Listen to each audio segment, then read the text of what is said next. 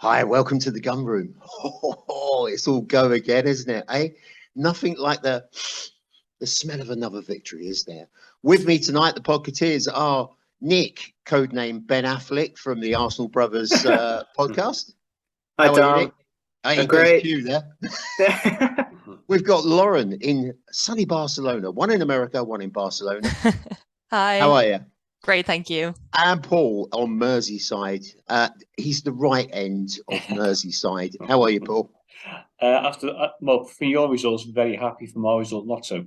Yeah, that was well, you're on 10 points each in the Premier League, aren't you? So but we could have gone above them. yeah, absolutely. So it's been a busy week. We've had Bodo Glint and we've got Leeds coming up. So we've got the round two of that. Let's just go into a few bits before we start. We'll do the side first. Aaron Ramsdale in goal, Ben White, William Saliba, Gabriel, Tommy Asu. That was a bit of a surprise. Thomas Partey, Granit Xhaka, Bukayo Saka, Martin Odegaard, and Gabriel Martinelli and Gabriel Jesus. So Tommy Asu in, Nick. I was nearly going to call you Ben there because of Ben Affleck reference from Silent Dave. I shan't do that. I'll try and calm down with that. Were you thinking that was a good decision? I thought it was a brilliant sort of master plan just to bring him into that side, just to shore it up a little bit. What about you?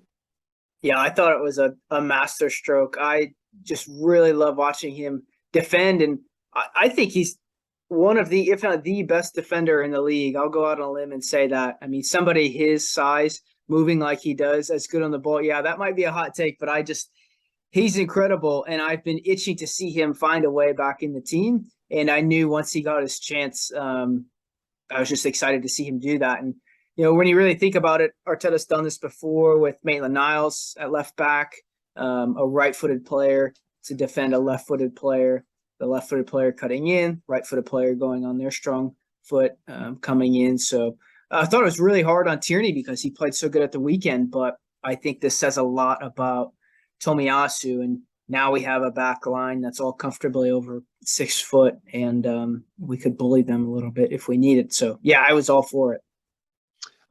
Paul, as our resident Scouser, our Merseysider from the right half, what did you think of the performance?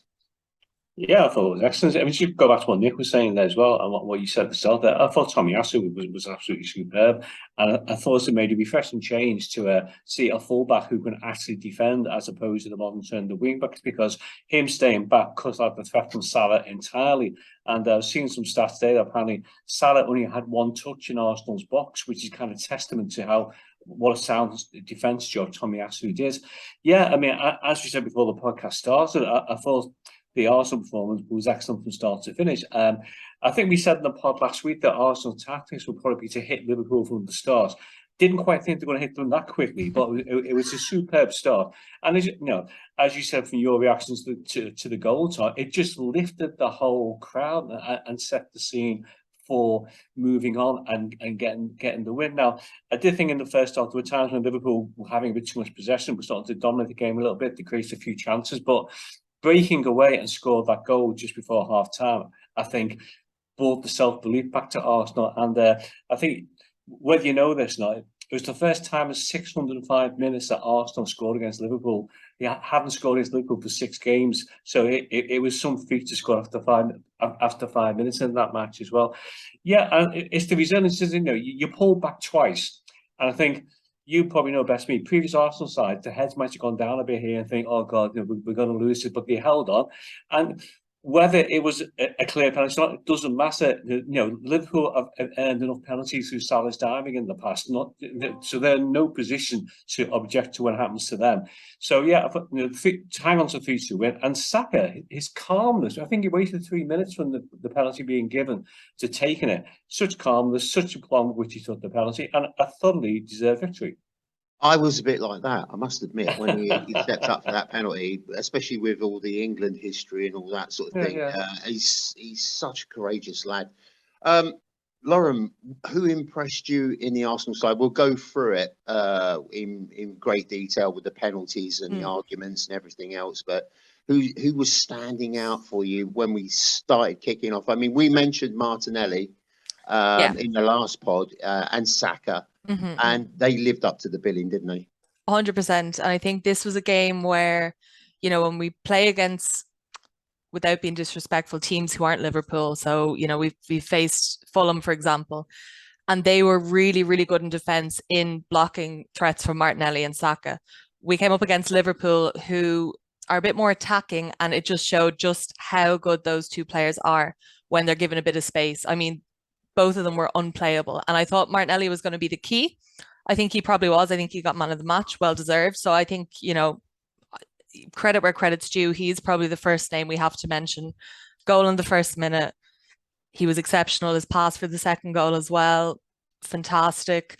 Saka, 100%. But I think, you know, Tomiyasu, another name to mention, who did a great job. Xhaka as well. I thought he did phenomenal in midfield. I thought we completely bullied them there. We controlled the game, and it was just a joy to watch, really. I mean, it was a bit nervy at times, of course. You know, the history with Liverpool. It's an Arsenal thing. Exactly.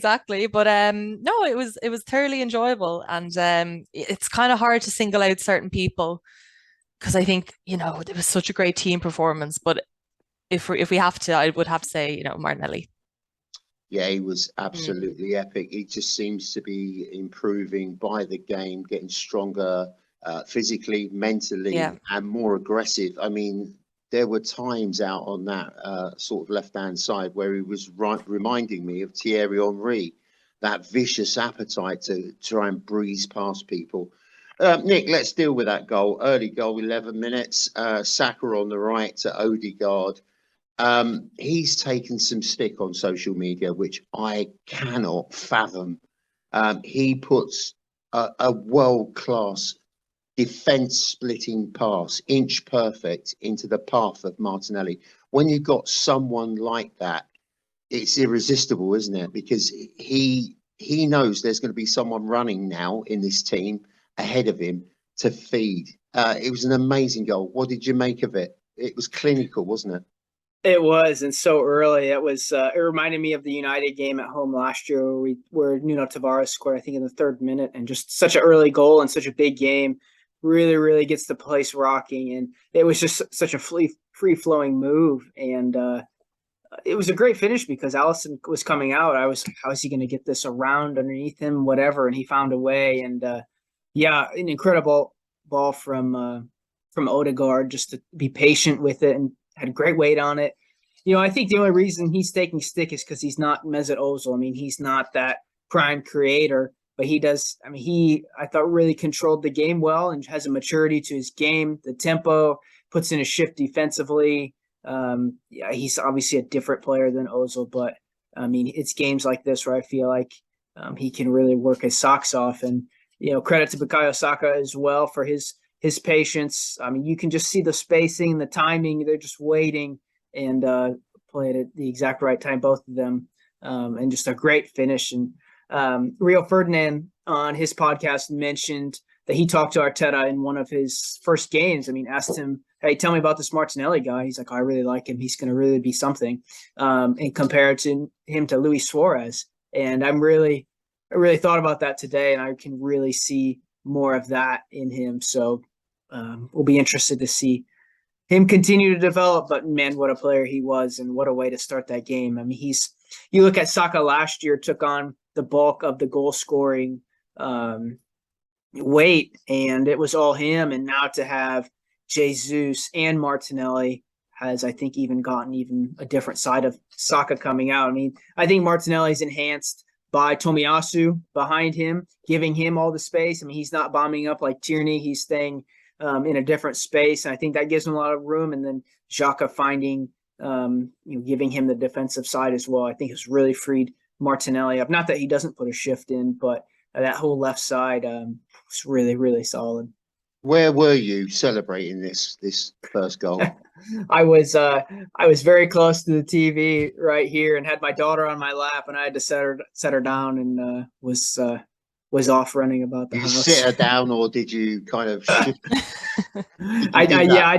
I did sit her down and ran back and picked her up. She, she's only 2. She didn't exactly know what was going on, but had to make sure she knew it was a good thing. So I was just telling the guys before we came on is that I've got a couple of Liverpool supporters in the street, and they're not too shy about when they have a good win. So they put all their flags up and all that sort of thing and parade around in their stuff. And when that goal went on I just burst. I just jumped up and went, yes! And then opened the window and went, have it! So they knew we were there. Trent Alexander-Arnold looked dreadful, didn't he, Paul? He was really run ragged, and he must have been relieved to get an injury against Martinelli. Well, I think when we spoke last week, Tom, I think I pointed out that he's very good going forward. I think he was involved in Liverpool's equaliser, but as a defender, he can't defend. He doesn't read danger. He doesn't position himself correctly. He gets turned out far too often. He's often out. He's often in the wrong area at the wrong time. He left Saka almost completely unmarked for the second goal. Yeah, I've never quite understood all the adulation that Trent Alexander-Arnold gets from the media in particular. I mean, some of the mainstream press, they absolutely adore the guy as though he's the best player ever to wear an England shirt. And I accept he's good going forward, but, as you mentioned with Tomiyasu before, when you're a defender, your key role is to defend. Your key role is to stop the opposition scoring. And that's what Tomiyasu did perfectly. Did so well on Sunday, marking Salah out of the game. Trent Alexander-Arnold doesn't do that. I'm actually disappointed he's injured, because I was kind of hoping he'd be fit for the rest of the season, because I think Liverpool's defence might actually improve with him not being there. But yeah, he was tormented from start to finish. I think it was a relief for him to go for half time. I think the injury also as well gave Klopp a convenient excuse to withdraw him from the play without it being obvious that being withdrawn because of such a poor, shoddy defensive performance. And you do kind of wonder where his career is going, because on his recent league showings, he's not going to be picked for the starting 11 in Qatar for England. He might not even make the squad. So it's to his injury now. So yeah, a very poor performance, but it helped Arsenal's victory. So who's complaining? Yeah, exactly. Lauren, the Gabriel handball that was or wasn't. What was your opinion of that? How did you see it? Could have been given. I think we were a bit lucky, to be completely honest. Given some of the other, we say this every week, given some of the other calls that we saw this weekend, if he had said, yeah, okay, do you know what, that's a penalty, I don't think we would have had much ground to argue, something similar with the honest. Newcastle guy who jumped Yeah, up exactly. and flapped his hand up. Yeah, no, I think we were lucky, to be honest. But we'll take a bit of luck every now and again. It's not often we get it our way. So yeah, I think it hands up, it was a bit lucky. But I tell you what, though, I've watched that probably about 6 or 7 times now, as you do, and the whole match as well, obviously. And it looked to me, seeing him front on, it looked like he clipped his chest, then clipped his arm. And I also think with this whole handball thing, we have to be really clear. All this proximity of the arm, it's slide ball bollocks, isn't it? Who wants to get a couple of scientists in and all the rest of it, sort of close examination of these things? If it's handball, it's fairly obvious, isn't it?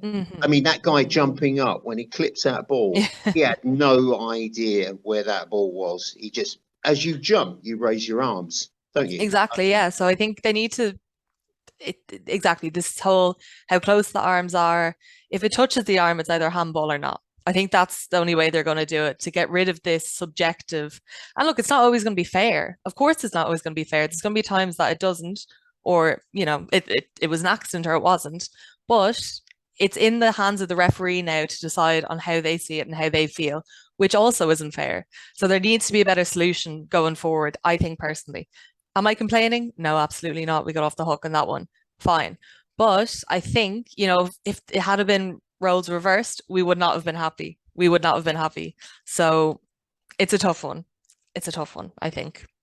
Guys, we're just going to go round for your opinions on this close proximity thing. Nick, what do you make of it? I think it's a load of... What was that? My dog. Whoa, have you got burglars? What do you think of it? Hey, it's live. It's got burglars. Call the cops. He's obviously not a fan of the proximity. Sorry. Yeah, this close proximity thing. It's not very good, is it? What's all that about? No, Back Lawrence. in the day, Paul will back me up on this. Back in the day, if it was handball, it was really bloody obvious. But now it's all this fingers and toenails, and it's just I can't deal with it. It does my head in. Sorry, Nick. Go on. Yeah, no. Now that if they're right, that's how my household feels on it. Yeah, I mean, I think it's got to be like Lauren said. Eventually, it's going to be black and white. Did it hit the hand or not? And you have to move your body. You have to use your arms, and so that just makes it such an interesting call. Yeah, I think the thing that saved Gabriel was the chest and that it wasn't a shot. I think if that was a shot, I think he's done right in there. the frame as well, Nick. You see him trying to keep his arm down. You can see him trying to awkwardly keep that arm down. It just doesn't, because it's not normal behavior. Not when you're trying to defend. Right. I don't know the solution for sure. I think you can justify it a lot either way. I felt like if we had that given, I would have felt like we would have been gifted that. So I wouldn't have felt as hard done, or didn't feel as hard done by them not calling it. And yeah, I don't know. I think as Lauren says, we've been on the sticky wicket with these VARs before, so we're entitled to one. But I really do believe that it wasn't a handball because it hits his chest. Play it back if you're watching this and then you've got the match recorded. Go back, isolate that incident, and then you will see it looks like it comes up, clips him on the chest, then hits him on the arm. But the arm is it's incidental. Paul, give us your version, sir. Well, I'd agree with the comments, Lauren and Nick have made there, and what you said at the start as well, Tom. I mean, one thing that frustrates me now is when you look at defenders trying to defend their area, they're consistently now trying to defend with their hands behind the back so the ball doesn't hit them, and that never used to happen. And key skill of defending is to maneuver your arms to get yourself into a better body shape to defend an attack on your side. So I think it's impacted in that way. I mean, you've heard back to the pre-Premier League days there, Tom, and it had to be a blatant handball for the penalty to be given. Certainly like in the 70s and 80s, the Gabriel incident would not even be considered for a penalty because his arms were too close to his body when the ball hits him. It's a really, it doesn't help that FIFA keeps changing the guidelines for what is a handball, what isn't a handball season after season, which doesn't have the clarity. Also, I think it's just, I'm always kind of of the opinion that if you think the defender is seeking to gain an advantage by using his hands, and I know that's judgmental, but to me, it's a guideline to follow. If you think the action is being to deliberately prevent an attacker from delivering a shot on target, then that's a penalty. But in the case on Sunday, there was no way that Gabriel was intentionally trying to stop the ball. It just hit him. Now, in my view, because penalties are so important in games and can really change the balance and the tempo of a match, it's such a key decision that it's got to be 100%. The referee has to be 100% convinced that it's a deliberate attempt for your side to gain the advantage. And if it's not, I'm just happy to play it on because, I don't like seeing matches decided by a dodgy handball penalty decision. It's not in the spirit of the game for me. Well, as well, if you look down the bottom end, you get some of those decisions when you're struggling for points and you're stuck in the mire. You're not going to be too happy with that flammy stuff that they try to explain away with Dermot Gallagher today. Yes. Oh, it's me. There's no J, so I've got to have an email. Well, it's actually my antivirus. I don't know what that's about. We'll get rid of that. Oh, it won't go. There it is. Yeah. Oh, we're there. Mm-hmm. Yep. Right. Oh, I've lost myself. I suddenly just disappeared, which is probably a treat, a visual treat, if that happens for the podcast family. Anyway, we'll move on from there. That's obviously a bone of contention that will go on for many, many months. And there'll be repetition of this in many, many games, probably this weekend. So great save from Ramsdale, has to be said. Núñez replied after 34 minutes with a right side of Arsenal's defence kind of caught napping, even though we said Tomiyasu was outstanding. Liverpool, with their quality, they broke through.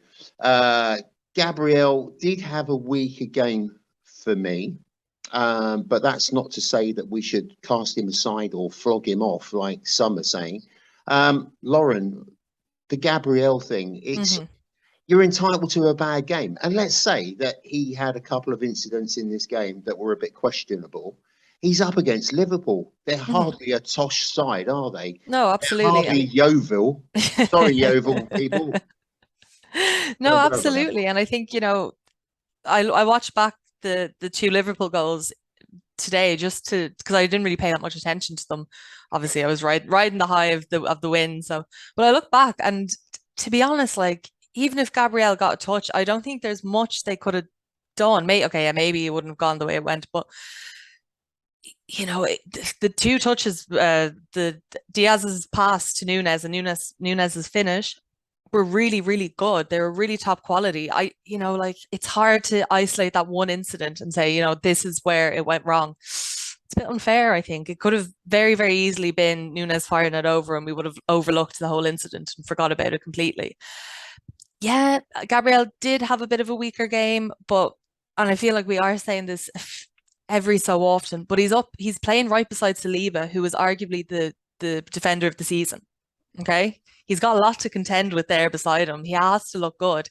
And if he's having one or two mistakes, which he always is able to correct within the game, and he's always able to I suppose right the wrongs that he does make, it's a bit harsh. And I think a lot of people are being very, very critical. It's like they just can't enjoy when we're going well. They need to find that one thing that's the weak spot, I've got a nitpick. Absolutely. But the thing as well, anyone who's played the game, if you're actually running towards your own goal and that ball comes over the top, it's really hard to deal with. Absolutely.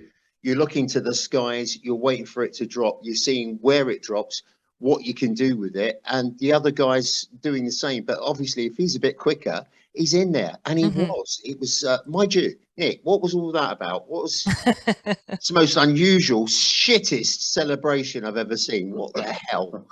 Yeah, he thinks he's that guy, and he's not that guy. I mean, it was interesting. He was celebrating, did that multiple times. And kept smiling. And I'm thinking he's definitely the new guy because this team's been there before, and this is not enough for them. And you could tell just how happy he was, and just thought it was really interesting. Great goal, took it really well. But he's one of those guys that get on Paul's nerves. Like you said before, you've been there 30 minutes, you're kissing the badge, giving it all that, and whooping it up. It's incredible. Jamie O'Hara said, I still think about Gabriel, by the way, I still think that you can get at them with the back four. Gabriel, for me, is clumsy and has mistakes in him. Liverpool should have had a stonewall penalty yesterday where it hit him on the arm. But as a team, they're solid, really complete, playing with confidence. It's horrible to watch. Well, it would be, wouldn't it? You're a Tottenham guy, so suck it up. From that point of the equaliser, I felt kind of Liverpool managed to somehow slow the game down to suit their game instead of us, because we were rushing forward, we were intense, really bringing it with speed and movement and all the rest of it, and then it somehow managed to get a foothold back in it, Paul. It was an unnerving sort of 15-20 minutes for us. Yeah, I mean, I was quite anxious for you because I definitely felt that after the equaliser, Liverpool were definitely starting to impose themselves more in the game. They had more possession. They were denying Arsenal space, time, and opportunity. And I think we said in this show before that Arsenal attack-wise at the best when they burst with pace, when they attack the back four, when they split the defenders, make the passes and create the opportunities. Both the first two goals came from pace. So I wasn't expecting Arsenal to score before at the half-time interval, but the speed and pace. Was I? Well, I don't think anyone on the stadium was particularly, because at that time it looked to Arsenal were desperate for the half-time whistle to come so Arteta could calm down, get them reorganised. But you watch that goal again, and it's the movements, the quality of the passing, the delivery, and it looks an easy tap-in for Saka, but the guy's run about 70 yards to get there ahead of any defenders, and he's run there in anticipation that the ball is going to arrive, because I've seen many balls in the past who would make a run like that because not expecting the ball to get to the feet, but he was absolutely determined to get there, and he got his reward for it as well. And, I just, the whole movement from start to finish was just, no matter who you support, it was just superb to watch. It had power, it had pace, it had delivery, it had supreme finish. And what a way to finish the first half, because then the team go off, the crowd's up, in ecstasy, and you could just see, the chests are out, the confidence is back, and they're going into the changing room thinking, we're getting pounded for a bit there, but we're ahead. We've got the lead, and that's always the quality of a good team, that you soak up the pressure, and then just when the opponents think they've got you in a tight hold, you break, you score, you go 2-1 up, and it changes the game. Yeah, it was. I tell you what, you've got to mention that atmosphere as well. It's a hell of a place to go to for any opposition. We must fancy our chances, even if Real Madrid or Barcelona went there at the minute, because it's just a jumping atmosphere, and it doesn't matter what happens either. You get a goal up, yeah, they equalise, and it's still the same atmosphere. But I was a bit like that. I was getting towards half time. It was opening and closing a little bit for me.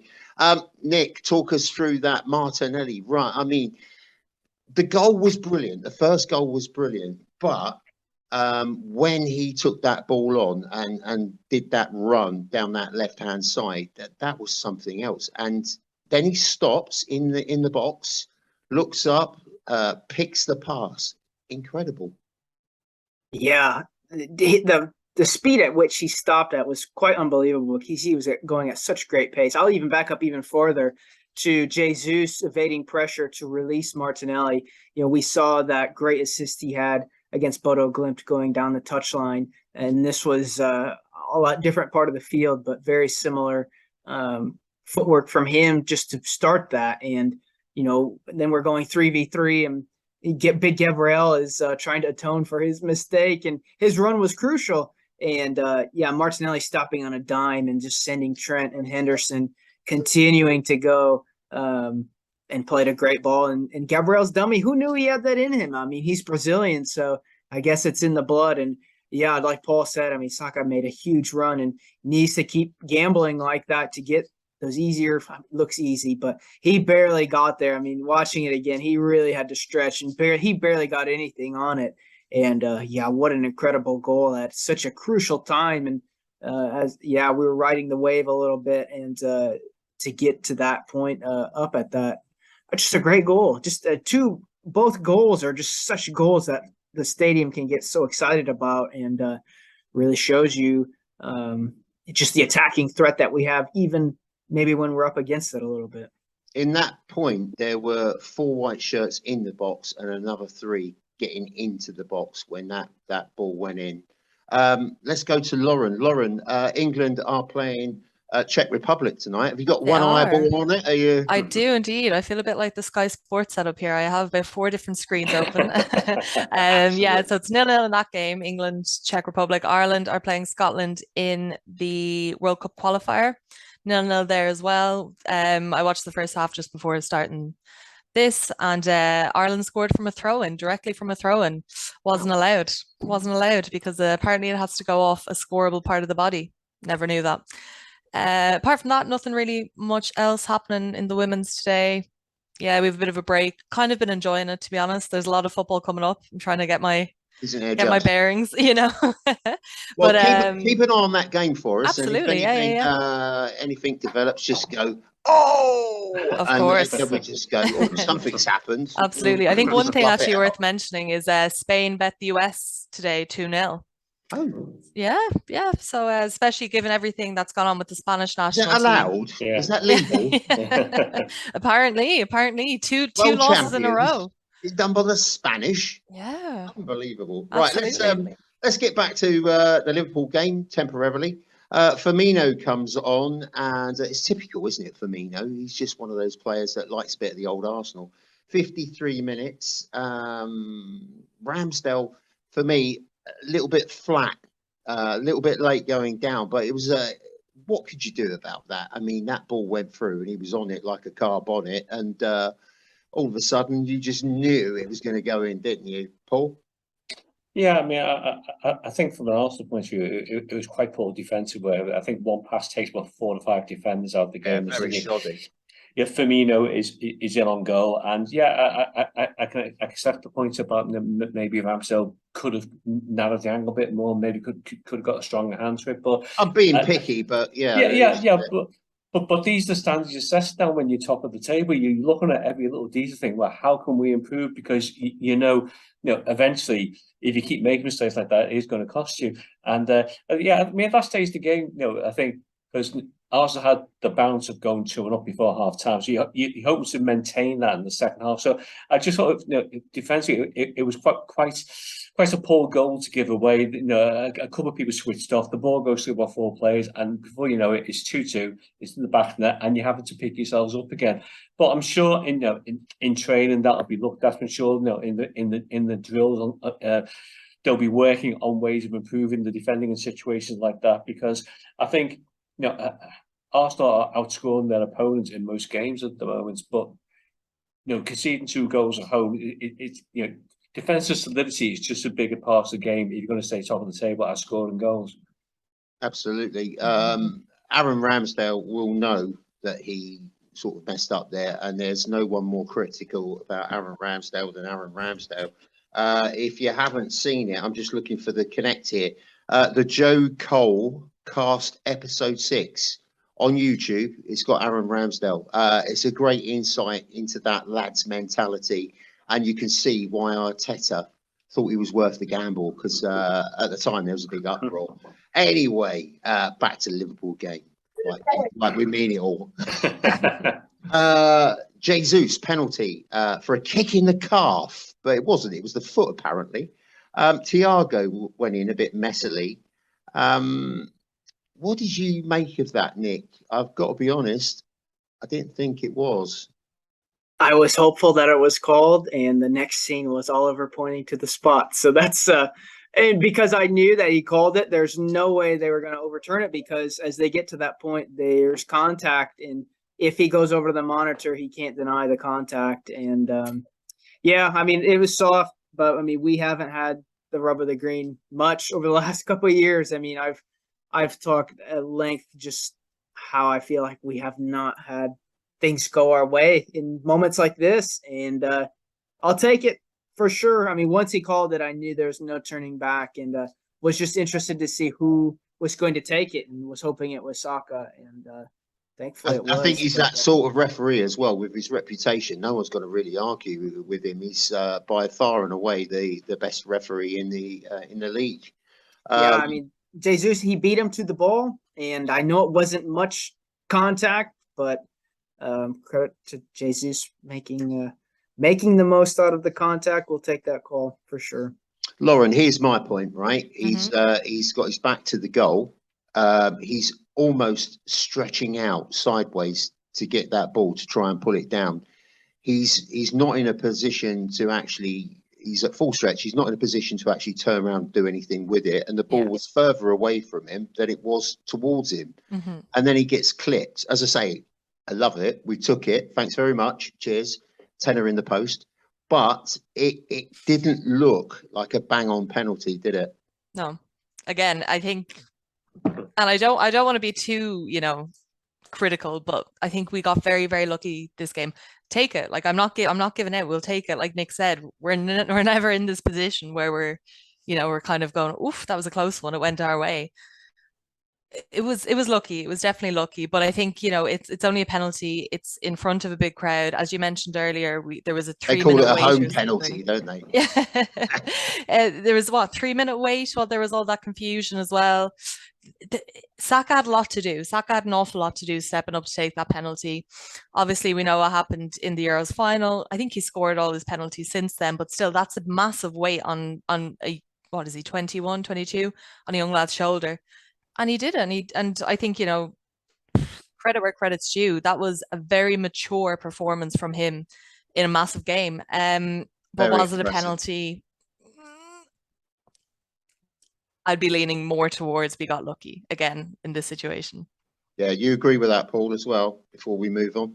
Not entirely. I think I somehow felt you might be wavering a little bit.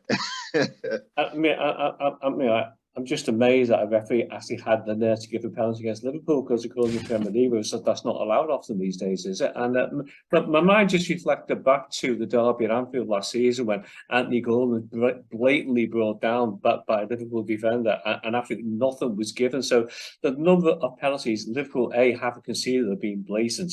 You know, it is way in excess of the decisions that have been given against them. Okay, you could argue it was the most blatant obvious penalty, but Jesus, his leg was taken away from him. Thiago didn't need to make that challenge. He didn't need to go anywhere near him. And so he ran the risk of giving the referee a decision to make. And it's I think I mentioned at the start of the pod, I mean, number of times Salah has fallen over when someone's breathed on his shoulder to win a penalty for Liverpool. So, for Klopp to be his normal outraged self at the end of the game, because for once a referee dared not to give a decision in his favour, I enjoyed every minute of listening to that. So, yeah, I mean, maybe the tide is turning, maybe because, there's lots of stuff now about the 7-year itch with Jurgen Klopp, isn't it? That, at Mainz after 7 seasons, things started to go pear-shaped. Same with Dortmund after 7 seasons. So certainly the blue half of Merseyside is certainly hoping that this trend continues, and the 7-year curse continues for this season as well. Well, it was quite interesting because the more interviews he did, the shittier his mood got. Oh, yeah. So he started off straight after the match. He was a bit annoyed. And then I saw different sort of versions, because you actually milk the teats of it again, don't you? You squeeze every ounce out of it. And he was getting really arsey. It was like, we got robbed type of thing, without saying it properly. Let's talk about the handbags moment. Henderson, Gabriel, and our boy Xhaka, he got involved. I was like, please don't get involved. Walk away. Nothing to see here. Apparently, rumours of racism from one of the faces of the FA's Kick It Out campaign. How embarrassing is that? And Henderson, there's a bit on Sky, one of these little boxes that you can go and catch up on it. And this afternoon, I wanted to try and catch up on some of the comments and what it was all about. And Sky had removed it temporarily.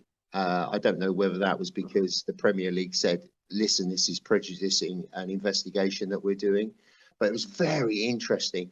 I wasn't even aware in real time, Nick, that was going on. Were you? I just thought it was a little bit of get off me, you trod on my shoelace sort of stuff. Yeah, I think I caught on soon after the game about the FA looking into that, because it was interesting, because about, I think 10 minutes later, Oliver ran over and talked to Arteta and Klopp. And I don't know if that's the same scenario or what, but just the timing of it was really interesting, being that much later in the game. I don't know if it was coming to a head or what, but yeah, I thought the same thing. Yeah, because he waves Arteta forward, doesn't he? He wants a word with him, and Arteta comes around and he was like, care? What's going on? Yeah, neither of them really reacted to it. I obviously have no idea what was said, but yeah, well, they're talking about getting lip readers in now and all that sort of thing. So would be interesting. Yeah, I mean, a face of England, and I can't stand Henderson. I was ready for Xhaka to have a right go at him. I don't care what the penalty was. I was just I would have forgiven him that red card, to be fair, because I can't stand him either. But it's interesting. I saw one still that has Gabriel. Looks like when he heard something, and you can see, I believe it's Firmino, a fellow Brazilian. He looks like he heard the same thing, and just the look on their faces potentially says it all. So not sure what is going on. Hope justice comes through. Xhaka doesn't take anything, does he? He doesn't like any injustice or any of that sort of thing with his comrades. He's straight in there. Lauren, we were talking, I think it was last pod, about Liverpool maybe not realising that they were a bit spent in certain areas. Yeah. It's looking like they could do with 2 or 3, and I don't think the January window's going to solve it for them, is it? No, I think, it seems to be, there's the great players. They've great individual players, but the team doesn't really seem to be gelling. And whether that's, you know, injuries, it's an aging squad as well. I mean, yeah, squad. I was going to say squad. Pep. Oh my God, sorry, Klopp. Klopp has been there 7 years now. It's happening again, Tom. Sorry. That's all right. Every pod. Normally Every me. pod. Klopp's been there long enough now, and after a while, your team does get old. You build the team that you can win with, and unless you're constantly getting ready for, and it sounds, I mean, obviously they're not products, they're people, but unless you have the next replacement in line ready to go, you're going to have a bit of a stagnant phase, let's say, where you're not performing to the best. And going into every competition last season, right to the very end, they're absolutely spent. They're exhausted looking. Shorter summer, you know, preparing for the World Cup, as we mentioned before. It's a lot. And it really does seem to be taking its toll on the, not just the starting 11, on the squad in total. Which isn't really something we're seeing with other teams. If you look at City, you know, they went as far as, okay, maybe not in the Champions League and such, but they did push right into the very end with Liverpool. Okay, they got in a few new players. They got rid of more players than Liverpool, but there doesn't seem to be any hangover in their squad the same way there is with Liverpool. So I'm starting to wonder, is that just, you know, an excuse or giving them the benefit of the doubt? Or what is it? You know, that kind of way. They do look tired. They do look like it's not really clicking right now, but you know, it's still very early in the season. You can't really rule Liverpool out for anything. They could definitely come back, and I mean, I think, you know, with that much talent, they have to be getting top four. They have to be getting top four. No? I was just going to say that. What's their ambition for this season? They're 14 points off the pace. But I mean, 14 points, it's not a huge deal, because if you get into a period of the season where it gets a bit sticky, and you're dropping points with either losses or draws, you can soon make that up. We're only just skimming the surface. Let's do some stats on that. Interesting points. Arsenal 11 shots, Liverpool 8, 7 shots on target for the Gunners, 3 for the Scousers, 44% possession for Arsenal, 56% for Liverpool, 386 passes for Arsenal, 488 for Liverpool, 78% pass accuracy for Arsenal, 80% pass accuracy for Liverpool. Lauren, let's have a little sniff at that those international matches as we come up to the next bit. What's going on? Well, Ireland have scored. They scored in the 76th minute. We're now into the 83rd. Was it allowed? It was allowed this time, thank goodness. Couldn't be put through that again. It was allowed. So as it stands, we will be going to Australia ahead of Scotland. 0-0 still in the England game. Bit surprising, but the team was slightly different. There was no Beth Mead. She was on the bench. It looked like Vigaman was using this as kind of a bit of a teaser to try out a different team, a different formation. So I mean, 0-0 is probably a bit surprising, but as long as the winning streak isn't broken, you know. Right, let's go to the WSL then.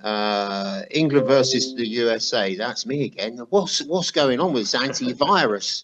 Jay's sabotaged my computer. Jay's emailing you. Yeah. It's about all those injuries. England versus the USA, Lauren. The game was overshadowed by reports that Sally Yates detailing systematic abuse and misconduct in the National Women's Soccer League.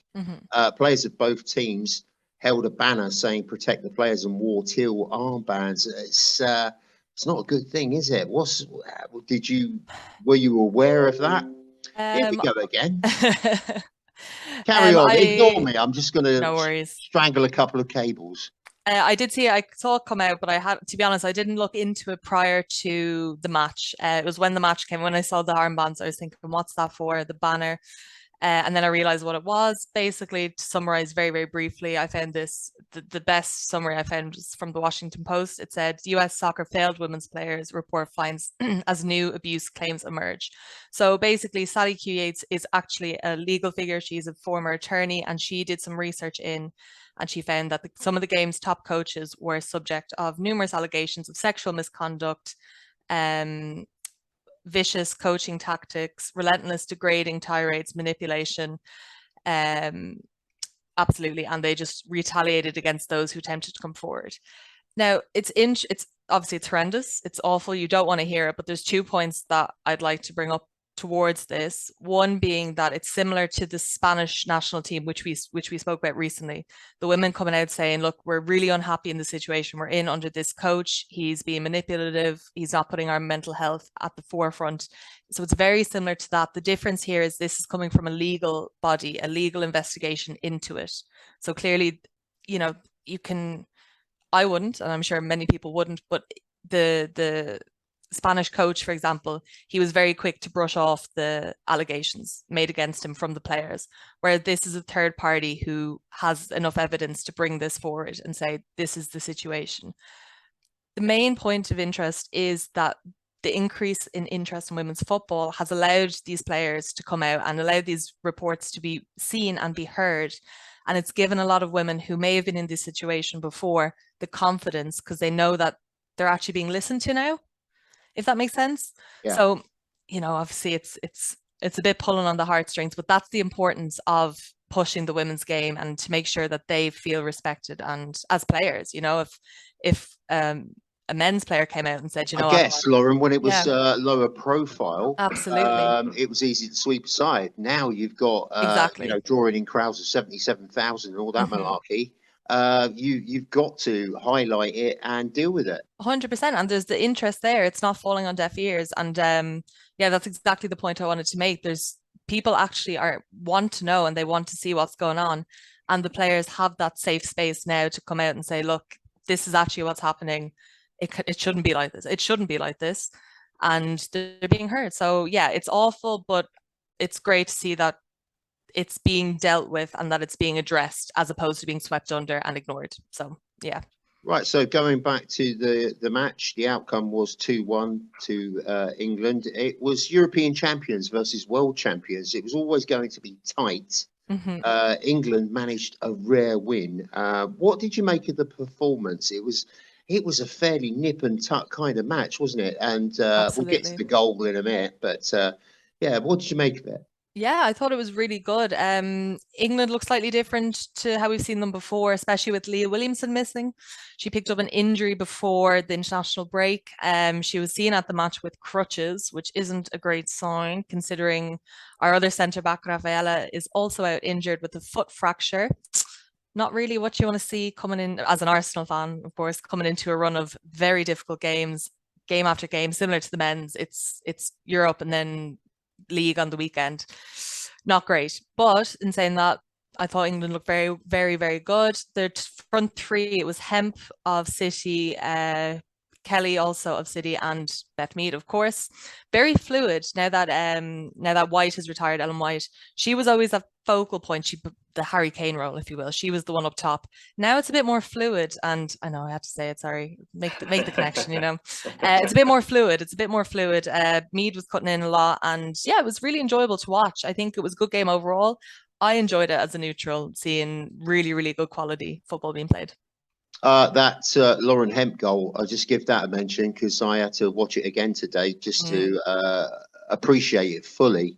Beth Mead out on the right, slices it in. She has to do a bit of work to tuck it away, but it was an immense, as you say, the movement was amazing. Great goal. Really enjoyed it. I thought she played very, very well. I'd say she's probably looking for a move away from City, given the situation there. After selling a lot of the best players, she should be playing European football. She's at that standard. So it's going to be a big season for her, for sure.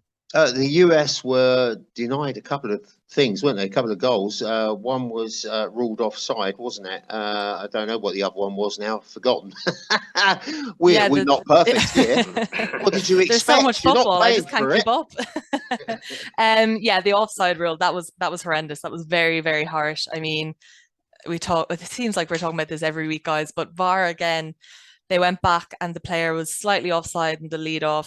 But I mean, they were drawing lines all around the place, like Crayola. Like they seemed to making it up themselves. I watched it a couple of times. I couldn't see it myself, but exactly, it was ridiculous. I think, it would have made a bit more of a game of it had it been 2-2, but yeah, that's modern day football, I suppose, in the VAR age. Yeah, let's do the stats.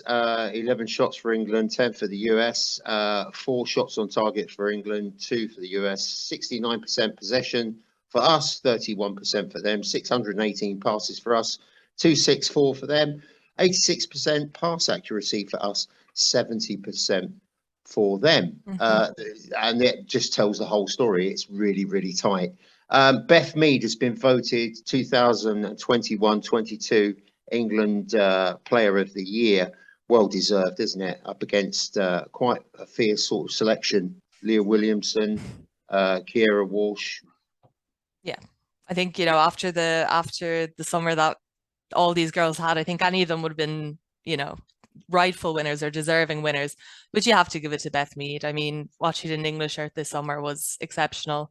She's gone well for them. I personally really enjoyed seeing Saka and her pick up you know, the It's England all Player of the going Year. for us, isn't it? It's great, isn't We're it? just It's getting awards fantastic. left, right, and centre. We don't even care what they're for. You know, Absolutely. the best And colour of car outside in the car park. We're getting that as well. so we'll take it all. We'll take it all. Yeah, no, I thought it was great. Williamson too, coming up second as the captain. Fantastic to see. But yeah, no, all great all around. So can't complain there. Right, up next for the girls, it's Reading away, 16th Yes. of October. It's on Sky Sports. Okay, not the Beeb, it's on Sky Sports Viewers. So get in there and have a look.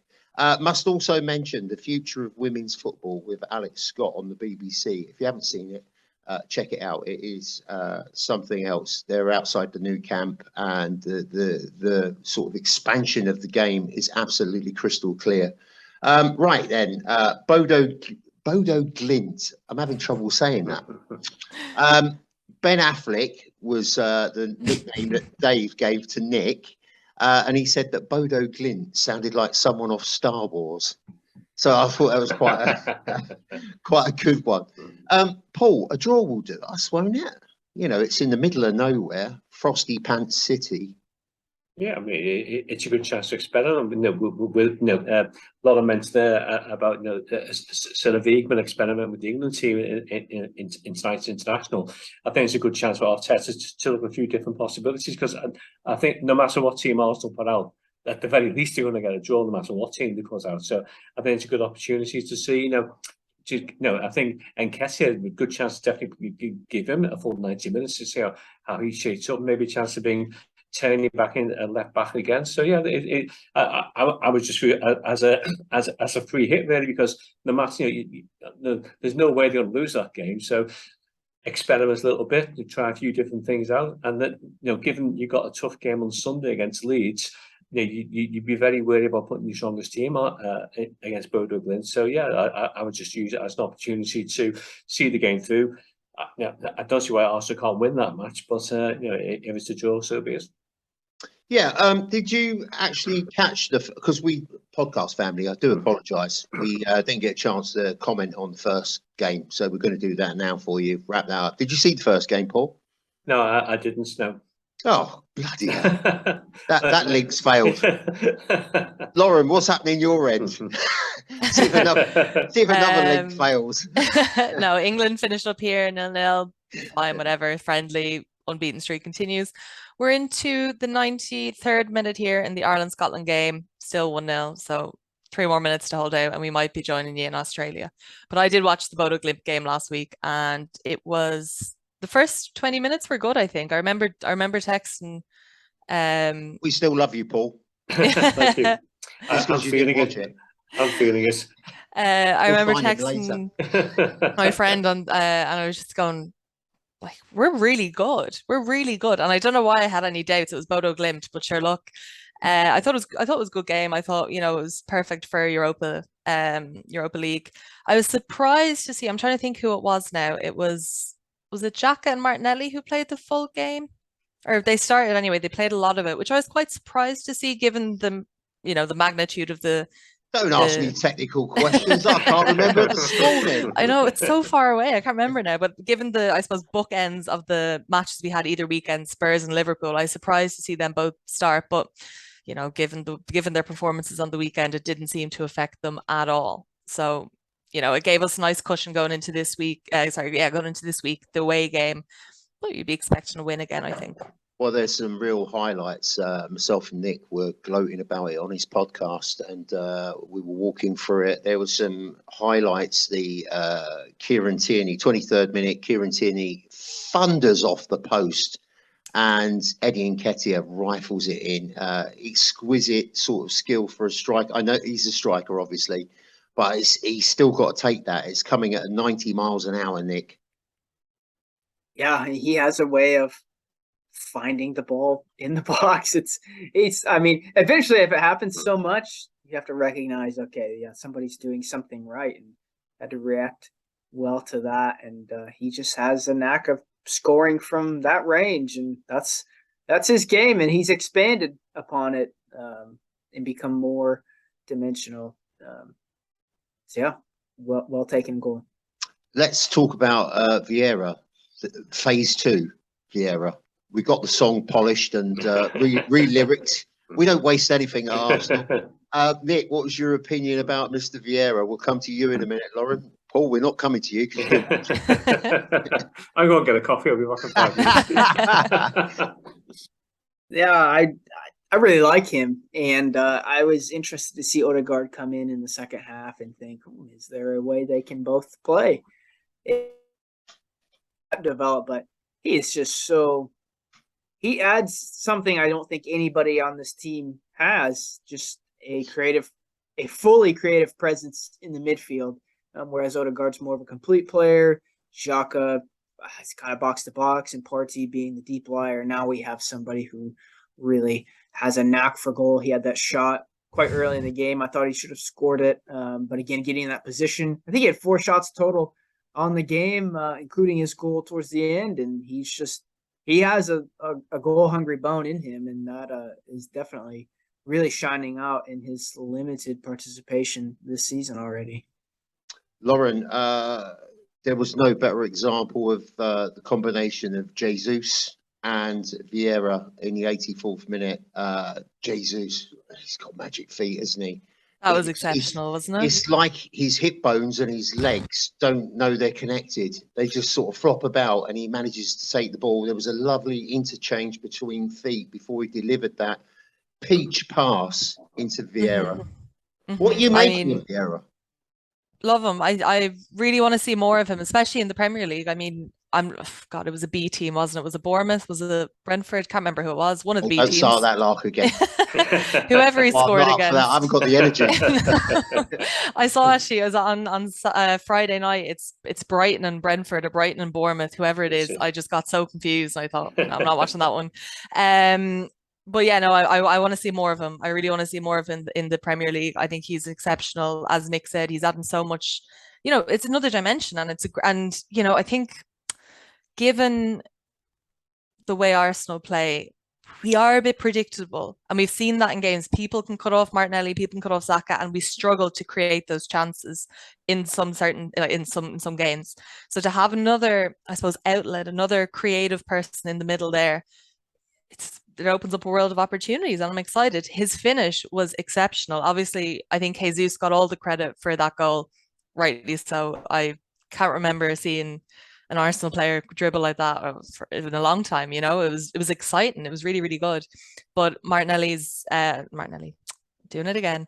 Vieira, they're always together. It's so confusing. Vieira's finish, really, really good. He could have tapped it in, but he drilled it into the top of the net, and yeah, it was a great finish. Paul, he went completely under the radar during the transfer window. Had you heard of him? None of us had. I mean, I told Nick on the podcast that after about 4 hours, I said I've been a fan for that long, you know, because I'd never seen him, never had a mention of him. Have you managed to see him this season? I haven't really. I mean, what's going on down Merseyside? What's happening down there? All your power off. So I can't really add anything incisive into this debate, to be honest. Well, we'll pick your brains for the Leeds match because that's the next one up. Well, that's an interesting one, isn't it? Because of new manager. They seem to have lost a lot of impetus as well, with a few players disappearing for one reason or another. What's your thoughts on it, Paul? What way are we heading with that one? Yeah, it's another really fascinating challenge for Arsenal because I think Leeds at Ellen Road are a tough team to play against. I think that it's we talked about the crowd before, didn't we? At Arsenal, it's the same. It's the same. At least the crowd really passionate there. We drew there early on in the season 2 each, so 1 each, and once again we possibly were the best team, but they got back into the match. The crowd got behind them, and then they managed to seal a point. Now, I think they've got single players on the team. Young forward called Joe Gelhardt, who's a really exciting prospect. Actually went to school about 1 mile from where I live here in Crosby in Liverpool. Really good footballer. He's about 18, 19. So he's one to watch out for. Sinisterra, I've been really impressed with what I've seen him playing for Leeds this season as well. I think up front, I don't quite know how fit Bamford is at the moment, but a fully fit Bamford is also a threat as well. I don't know if you watched the game against Crystal Palace on Sunday before the Arsenal game, but I think defensively they're quite weak. So I think once again, if it's the typical Arsenal tactics that have been used to great success in the way of hitting the team on the break at the start and putting them under pressure, grabbing an early goal, then I think Arsenal are quite set up to go on and win the game. However, if Leeds were to get the early goal, if Leeds were to contain Arsenal, then it's going to be a really difficult challenge, and it's a really good measure of where the team is, because after the highs of winning the North London derby, the highs of beating Liverpool, this is the moment to keep that run going, to keep the belief going, because with 8 wins out of 9, I think you're now at the stage where you think a draw of Leeds is 2 points dropped. I think you go there thinking that you've got to win to get the 3 points, because you have to work on the basis Man City aren't going to drop too many points between now and the end of the season. And if Arsenal want to be challenging for a top 2 position, then this is the type of fixture that you look at and think, this has to be 3 points. Now, I know Leeds haven't won any of their last 5 league games, so that kind of gives some hope. I know the manager a bit eccentric, to say the least. You might have a view on that, Nick, but they're not the team they were under Bielsa. I mean, some of the football we played under Bielsa was fantastic to watch. They haven't quite got that same quality. They lost, Rafinha as well. They lost 1 or 2 key players there. But either way, they're always going to be a difficult team to beat. They're a strong team at home. Plus, it's a type of match that also have to be going into that game thinking we can win this, we can get the 3 points, and just put a marker down. Put the pressure on Man City, because if you're winning your games, and you're putting the pressure on City to win their games as well, which situation you have to be in. But I would expect Arsenal to win that game, definitely.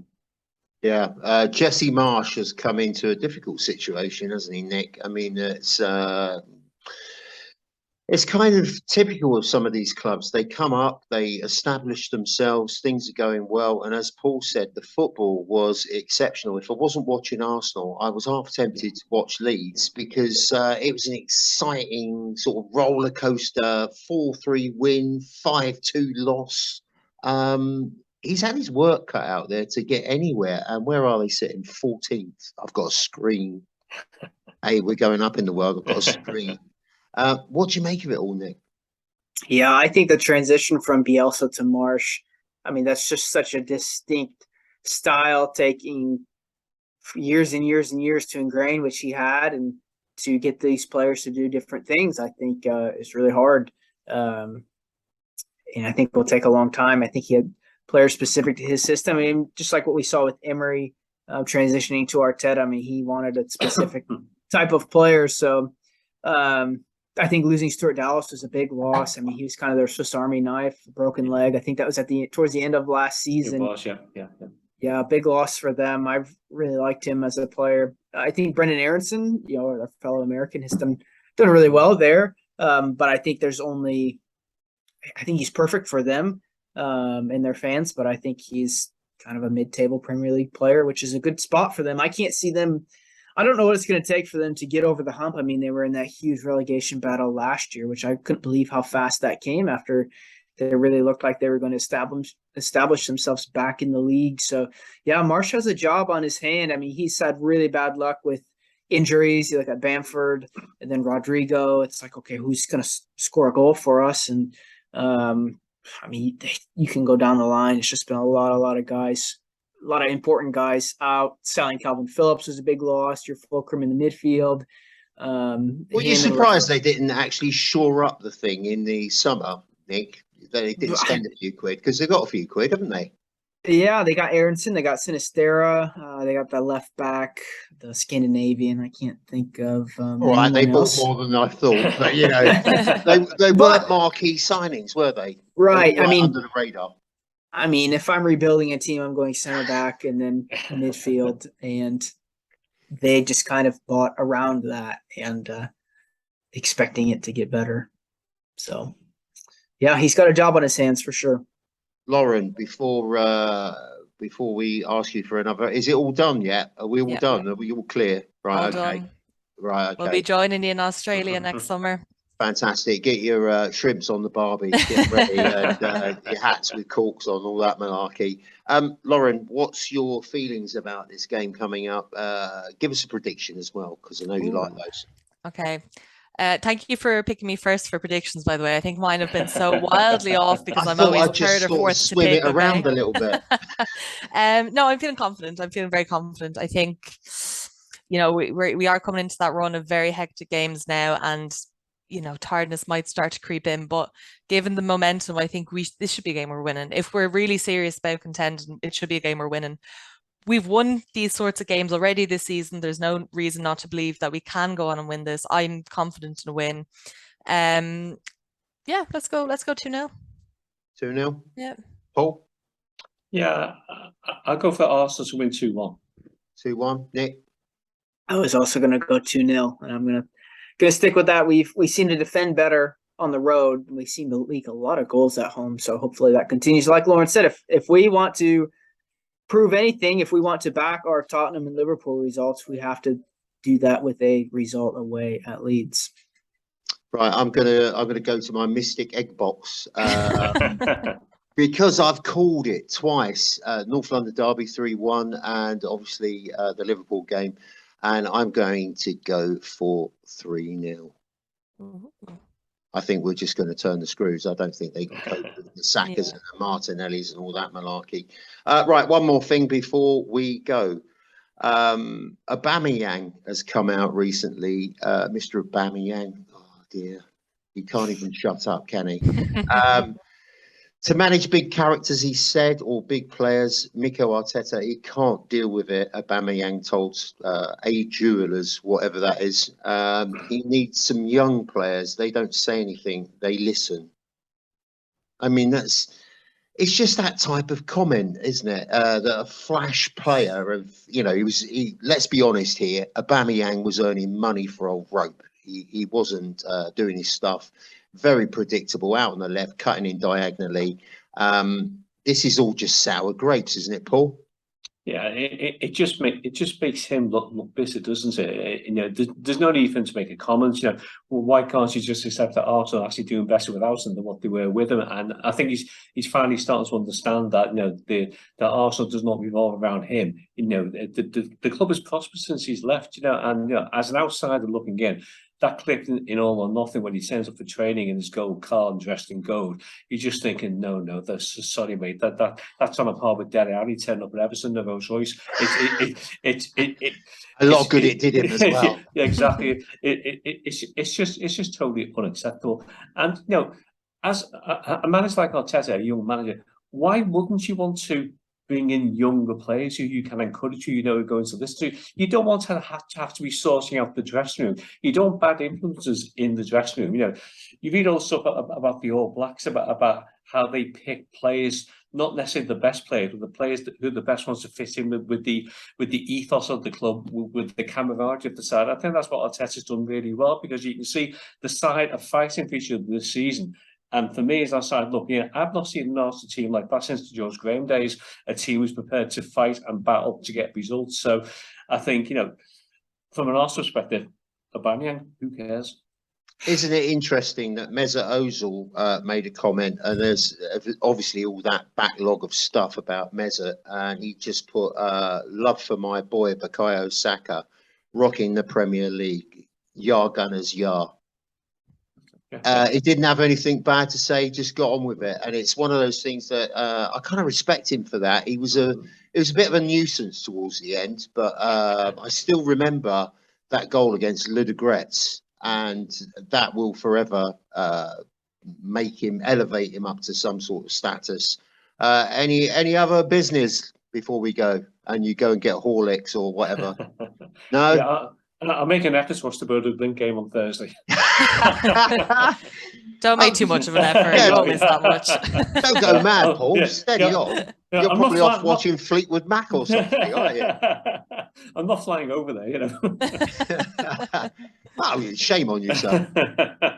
Thanks, guys. Been lovely to see you all again, and hopefully I'll see you next week. Take care of yourselves. Thanks for a good pod. Thanks. See you guys. And thank you, Thanks, guys. podcast listeners as well, and viewers, because it's been exceptional with comments and everything else. We didn't get time this week to read anything out, but we will next week. Thank you. See you later, guys.